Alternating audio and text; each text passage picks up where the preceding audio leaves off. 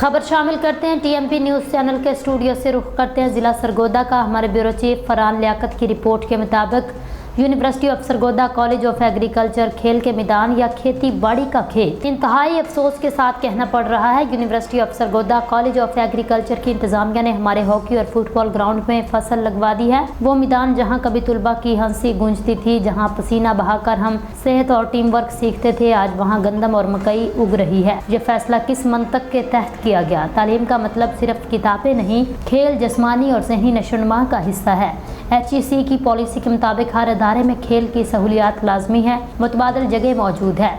Agriculture college के पास तजर्बाती farm के लिए सैकड़ों एकड़ ज़मीन है। खिलाड़ियों का हक मारकर फसल लगाना नाइंसाफ़ी है। हमारा मुस्तकबिल दाव पर। इस ग्राउंड से कई कौमी सतह के खिलाड़ी निकले हैं। आज के नौजवान को ग्राउंड नहीं मिलेगा तो वो नशे और मोबाइल की तरफ जाएगा। हमारा मुतालबा फौरी तौर पर ग्राउंड को फसल से पाक करके खेल के काबिल बनाया जाए। आइंदा किसी भी खेल के मैदान को तालीमी तजर्बात की भींट ना चढ़ाया जाए। Vice chancellor university of Sargodha इस मामले का नोटिस लें। यह सिर्फ घास का मैदान नहीं, ये हमारे ख्वाबों का मैदान है। इसे बचाएं। मनजानिब तुलफा यूनिवर्सिटी ऑफ सरगोदा।